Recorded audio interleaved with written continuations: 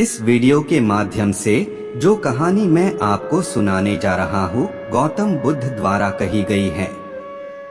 इस कहानी को सुनने से दुख और परेशानी भरी जिंदगी में आपको सुख और शांति का अनुभव प्राप्त होगा। इसलिए कहानी को ध्यानपूर्वक अंत तक जरूर सुनिए। तो चलिए कहानी को शुरू करते हैं। बहुत समय पहले की बात है। एक बहुत गरीब इंसान था। उसके साथ उसकी पत्नी और दो छोटे छोटे बच्चे भी थे। उसका अपने परिवार का पालन पोषण करना बहुत कठिन हो गया था। उसका दिमाग काम नहीं करता था और मन भी अशांत रहने लगा। तभी उसने अपना घर छोड़ने का फैसला लिया। एक रात जब उसकी पत्नी और दोनों बच्चे सो रहे थे तो वो चुपचाप घर से चला गया। रात में बिना किसी मंजिल के वो आदमी चलता रहा। तभी अचानक उसने देखा कि एक नदी किनारे भगवान बुद्ध अपने शिष्यों के साथ बैठे हैं। उसी वक्त उसने निर्णय लिया कि वह अब सन्यासी हो जाएगा और भगवान बुद्ध का शिष्य बनकर यहीं रहेगा। जब वह सरोवर के पास पहुंचा तो उसने देखा कि कुछ जंगली जानवर सरोवर में उधम मचा रहे हैं। जैसे ही वह सरोवर के और पास गया सारे जानवर वहां से भाग जाते हैं, लेकिन सरोवर में कीचड़ सड़े गले पत्ते ऊपर तैर रहे थे, जिसके कारण उसका मन नहीं मान रहा था। उसने सोचा, इतना गंदा पानी भगवान बुद्ध पिएंगे कैसे? फिर वह बिना पानी लिए वापस लौटता है और आकर बुद्ध से बोलता है, भगवान उस सरोवर में तो बहुत ज्यादा गंदा पानी है, वो पीने लायक नहीं है। अपने शिष्य की बात सुनकर भगवान बुद्ध थोड़ी देर चुप होकर बोले, जाओ उसी सरोवर से जाकर पानी लेकर आओ। भगवान बुद्ध का आदेश मानकर वह वापस से सरोवर की तरफ चला गया, लेकिन वह मन में यही सोच रहा था कि भगवान बुद्ध इतने गंदे पानी को कैसे पिएंगे।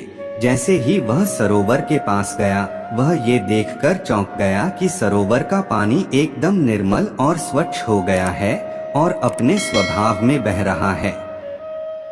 उसने पानी लिया और भगवान बुद्ध के पास आते ही उनसे प्रश्न करता है, भगवान, थोड़ी ही देर में सरोवर का मैला पानी इतना साफ कैसे हो गया?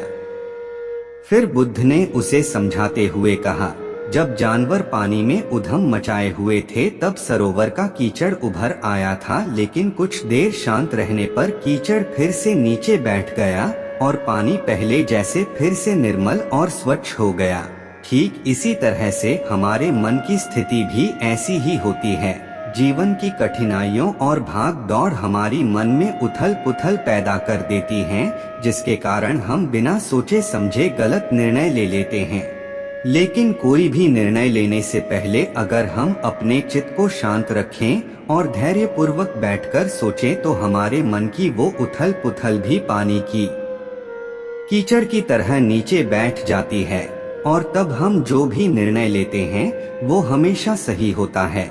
इसलिए बुरे समय में इंसान को अपना धीरज नहीं खोना चाहिए।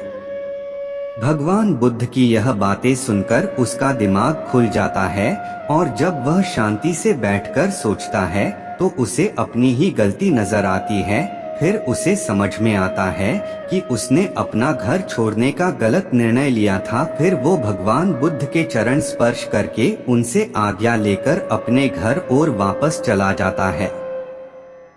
दोस्तों, आप इस कहानी से क्या सीखे, आप हमें कमेंट करके जरूर बताएं। और इसी तरह गौतम बुद्ध कथा सुनने के लिए आप हमसे जुड़े रहना चाहते हैं तो चैनल को सब्सक्राइब करना ना भूलें। कहानी को अंत तक सुनने के लिए आपको दिल से आभार।